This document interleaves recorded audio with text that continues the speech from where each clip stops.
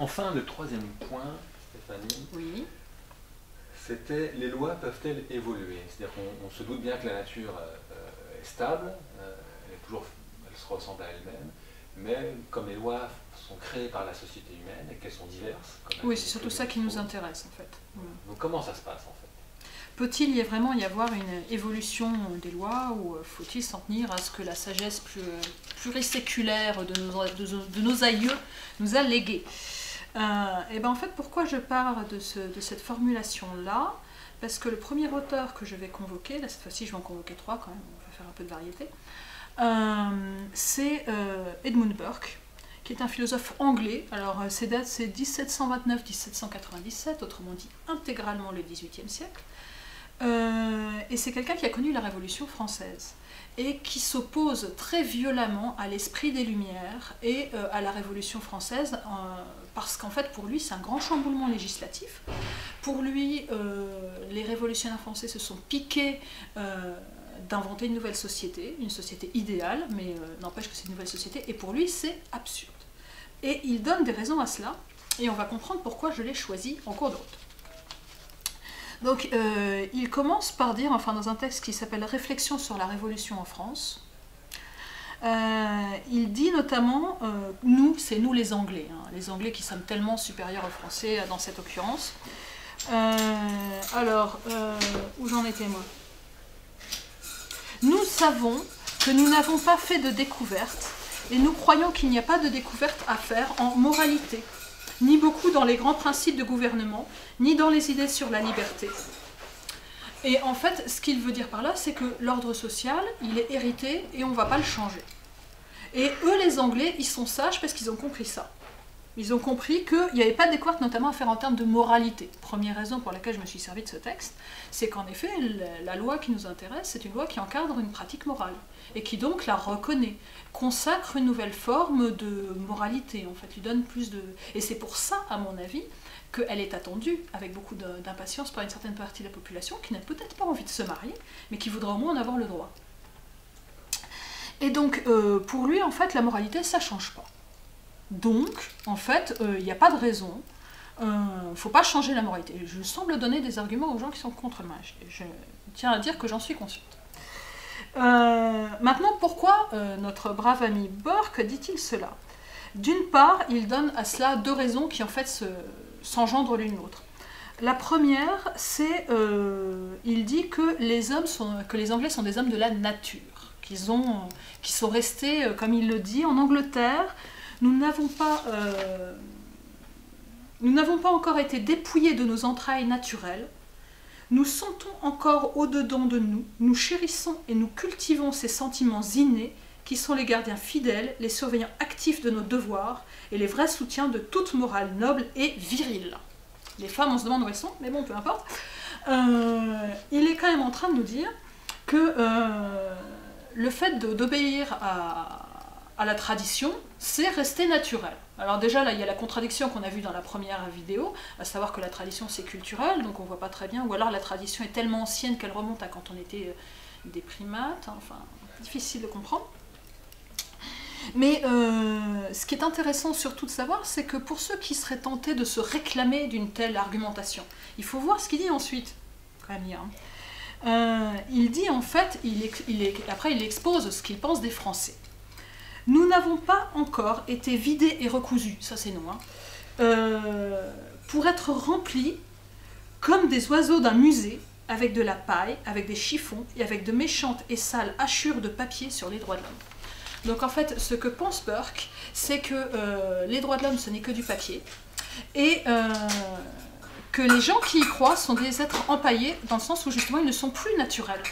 Ils sont complètement coupés de leur naturalité, et du coup, c'est parfaitement artificiel. Créer des droits de l'homme, c'est complètement artificiel. Complètement artificiel, ça veut dire aussi pour être empaillé, il faut être mort. Donc, a priori, on est décédé, vraisemblablement pendant la Révolution française, vu que c'est là qu'on a quitté les saints principes de l'obéissance à la royauté. Donc, a priori, on est mort lors de la Révolution française, vu qu'on a cessé d'être naturel. Et après, en fait, on nous a recréés, mais en n'obtenant rien de mieux que des êtres empaillés, c'est-à-dire des gens qui ils ne considèrent pas que les droits de l'homme correspondent à quoi que ce soit de vital. Vital, ça veut dire qu'il apporte la vie. Bon, Bah, c'est pour lui- sacrément conservateur. Hein, Ah oui, c'est extrêmement conservateur, mais attends, je t'ai pas encore tout dit. Pourquoi dit-il qu'il faut obéir tellement à la tradition? Il donne une raison à ça. La raison qu'il donne, c'est que pour lui, la tradition, c'est un concentré de raison. C'est éminemment raisonnable, la tradition. Donc la pays où la tradition, c'est de lapider les femmes adultères, c'est éminemment raisonnable. Donc, pourquoi est-ce raisonnable? Parce que c'est hérité des siècles. Et si tu veux, l'idée de Burke, c'est que lui, moi, toi, peut-être moi en plus, encore, parce que je suis une femme, je rigole, hein, on a un petit fond de raison. Alors que quand on s'adresse à la loi, qui a été créée par plusieurs personnes et estampillée par des siècles et des siècles de pratique, ben en fait, c'est un espèce de concentré de raison qui fait qu'elle serait plus raisonnable que toi, moi et tout le monde réunis. Si tu veux, la patine des siècles, c'est un gage de rationalité, c'est un gage de raison. Cette idée-là, isolée du reste, est séduisante, je trouve. Oui, à la différence que dans ce cas-là, on exclut toute évolution sociale, ce qui veut dire que, en tout cas, les évolutions sociales soit n'existent pas, soit n'ont pas à être prises en compte par la loi, vu que la loi n'évolue pas. Donc il n'y aurait pas eu le mariage, il n'y aurait pas eu le concubinage, il n'y aurait pas eu, je sais pas moi, les filles mères seraient encore considérées comme moins que rien, il y aurait encore des bâtards, enfin, les enfants nés hors mariage n'auraient aucune existence, enfin,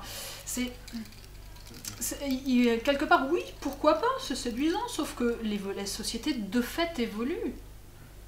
Et qu'avec une conception comme cela, il faut bien comprendre que, notamment, que le fait de vouloir s'adapter à la société, c'est un contresens, ça mène à la mort, et en plus, c'est débile, vu que, concrètement, ce qui est raisonnable, c'est la tradition.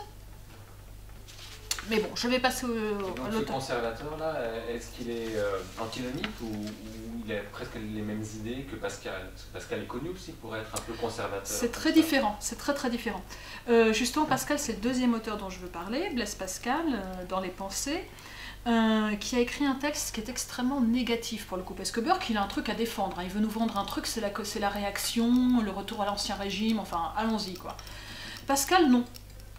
Mais Pascal, il dit justement, et il contredit explicitement le dernier point de Burke, à savoir que pour lui, il n'y a pas de raison dans une loi simplement parce qu'elle aurait été admise par des siècles.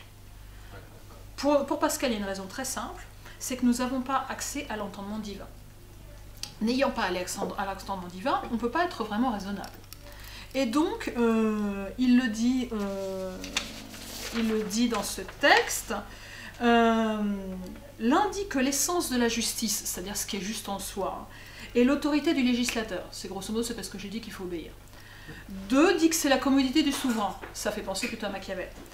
3, l'autre, la coutume présente, et c'est le plus sûr, c'est là que ça devient intéressant, rien suivant la seule raison n'est juste de soi, tout branle avec le temps, la coutume fait toute l'équité, par cette seule raison qu'elle est reçue, 2 points, c'est le fondement mystique de son autorité. Pascal, ici, il a une position particulièrement abrasive, parce qu'il est en train de nous dire que ce qui fait qu'on doit obéir à une loi, c'est juste qu'elle est là depuis longtemps. Et pas du tout pour les raisons de Burke, mais juste parce qu'on n'est pas foutu de trouver mieux. C'est-à-dire que quoi qu'on tente, de toute façon, on tombera toujours sur des trucs pas terribles. On n'est pas très doués. Donc nous, les hommes, faut qu'on se contente de ce qu'on a trouvé depuis longtemps, parce que grosso modo, ce sera moins pire que le reste. Et donc en fait, en effet, Pascal permet de contredire Burke, parce que Burke, il est en train de nous dire que il y a une espèce de sagesse des siècles pour Pascal, que nenni. Alors là, je veux dire, les anciens étaient aussi fous que nous, hein. C'est juste que, en plus, le temps donne à la loi de la pompe et de la révérence. C'est ce qu'il dit, en fait. Ce qui veut, là, ce qu'on gagne avec les siècles, c'est que ça devient vachement patiné par le temps, tu vois, ça a l'air vieux, donc on se dit, oh, c'est sacré, faut y obéir. Donc, on pourrait l'appliquer d'ailleurs à certains codes. Donc, Burke comme Pascal, cela dit, Pascal n'est pas non plus pour bouleverser l'ordre établi. Vu que tout ce qu'on trouve c'est nul, il vaut mieux garder ce qu'on a. Donc il ne serait pas du côté non plus d'un progrès des normes. Néanmoins, et c'est la dernière chose dont je voudrais discuter ici, il faut comprendre que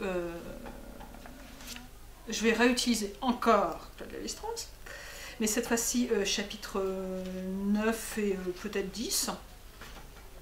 Enfin, ces chapitres, c'est court. Donc, en fait, il nous dit, et c'est là ce qui me paraît le plus intéressant, peut-être dans tout mon propos, si tant est qu'il soit bien, qu'il puisse y prétendre, en tout cas, c'est que pour lui, en fait, les cultures... il y a un progrès dans l'histoire, on passe de cultures avec des productions simples à des cultures de production complexe, ce qu'il appelle des cultures cumulatives, c'est-à-dire des cultures qui réussissent à produire des choses plus compliquées, mais elles ne le réussissent pas par elles-mêmes, elles le réussissent parce qu'elles intègrent les courants d'autres cultures. Donc, en fait, et c'est ça qui est intéressant, aucune culture n'est seule, elle est toujours donnée en coalition avec d'autres cultures, et c'est cela qui lui permet d'édifier des séries cumulatives, comprenons du progrès. La chance qu'a une culture de totaliser cet ensemble complexe d'inventions de tous ordres que nous appelons une civilisation est fonction du nombre et de la diversité des cultures avec lesquelles elle participe à l'élaboration, le plus souvent involontaire, il ne s'agit pas de dire que c'est volontaire ou conscient, hein, d'une commune stratégie. C'est-à-dire qu'en fait, la personne qui réussit à faire des trucs géniaux, c'est parce que, comme un réalisateur génial par exemple, il a été influencé par des tonnes d'autres réalisateurs, et sans le savoir, il va faire un truc nouveau en intégrant toutes ces données-là. Et bien en fait, c'est un éloge du métissage en fait. Et c'est là-dessus que je voulais terminer, parce que ça me paraît particulièrement intéressant, et je voudrais terminer par quelque chose... voilà. L'exclusive fatalité, l'unique tare qui puisse affliger un groupe humain, et l'empêcher de réaliser pleinement sa nature, c'est d'être seul. On gagne à être différent. On gagne en fait à accepter et à se métisser avec la différence. Et c'est en ce sens-là, je pense, que les lois peuvent évoluer et qu'elles doivent évoluer, parce qu'elles doivent justement permettre cette intégration et ce métissage qui permet seul le progrès. Le métissage entre les cultures, entre les races et entre les orientations sexuelles aussi. Tu m'as compris. Voilà.